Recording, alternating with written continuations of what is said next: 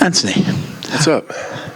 How are we feeling ahead of this one against a guy like Johnny Walker, and how are you feeling ahead of Saturday? I feel good. I made it through camp relatively uninjured. Normal bumps and bruises, I think, like everyone has, but nothing serious. But yeah, overall, I feel good. Were you expecting this to be a 5-round fight in a main event? Mm-hmm. So halfway through camp, if you're preparing for 5 rounds, does that give you an advantage? You're like, oh, okay, I can still be preparing this hard, but now I'll get 3 rounds, I'll have extra cardio, and so on and so forth? I mean, I've been preparing for a 5-round fight since, like, February. So it was most of the training camp we were preparing for 5. Doesn't really make any difference to me either way.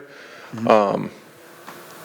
Like, they say I'm not the main event anymore, but, my media schedule says otherwise. So it honestly didn't make any difference to me. The money's the same, the paycheck's the same, the opponent's the same. It's just 2 less rounds.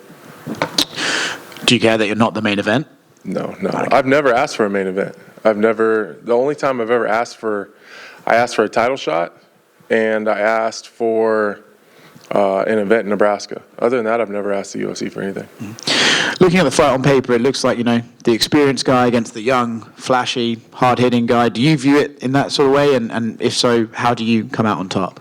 Yeah, probably. From the outside, that's probably how it is. He's super athletic. He's explosive. He's creative. Even given some of the results not going his way, he's still relatively fearless when he goes in there. So that makes a dangerous guy to deal with. It's honestly, you just got to not run into anything stupid. That's really what it comes down to, is just being fundamentally sound. You can't really lose focus in there with a guy like that. Mm-hmm. If I navigate the traffic fine, I think I'll be okay. Yeah, you mentioned, obviously, the explosiveness and stuff like that. Traditionally, those guys tend to lose that as the fight goes on, and you say, okay, I can't walk onto anything stupid. So if you if you're looking at it that way, if you're composed for the first couple of rounds, do you think from then on it's pretty much your fight to lose? Yeah, I think it's pretty cliche, but he's got one way to win, and I can kind of win wherever. The fight is short, it's fine. If it's long, it's fine. If it's on the ground, it's fine. If it stays striking, I don't really care about that either. So Johnny's he's a unique athlete as far as just his physicality and the things he's able to do at his size. The fact that he makes 205, I think, says a lot about his work ethic, because that dude's absolutely huge.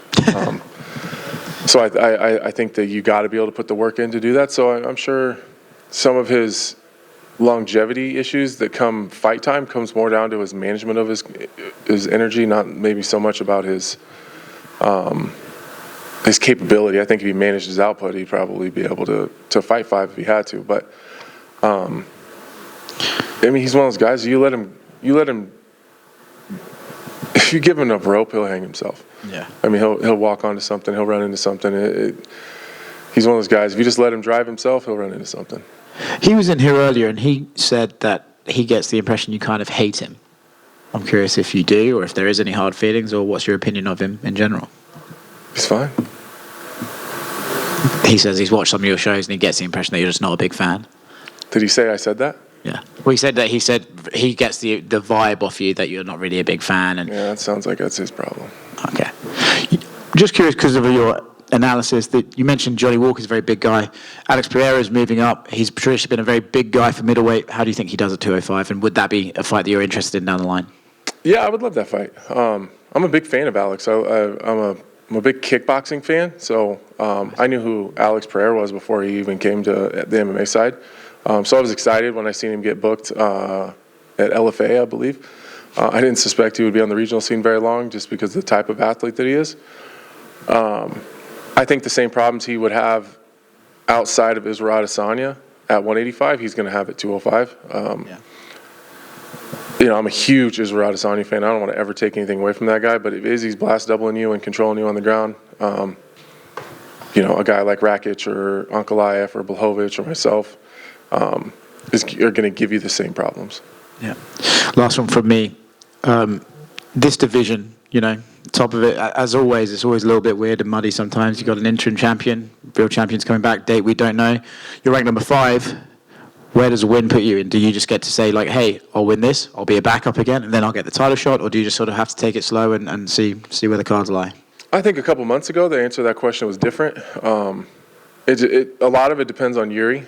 and what he has going on. It's just maybe sometimes I'm too much of a traditionalist, and he gets it, like in my opinion, he should get the title shot as soon as he's ready for it, and the rest of us kind of sit down and shut up.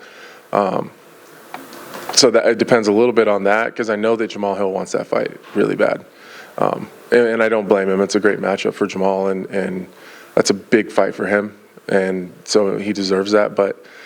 And now with Alex Pereira coming in the division, I think that the UFC is like the only place where your reward for getting a win over someone like Johnny Walker is a tougher, harder fight. So I think that Alex Pereira is probably the reward for the winner. Yeah, makes sense.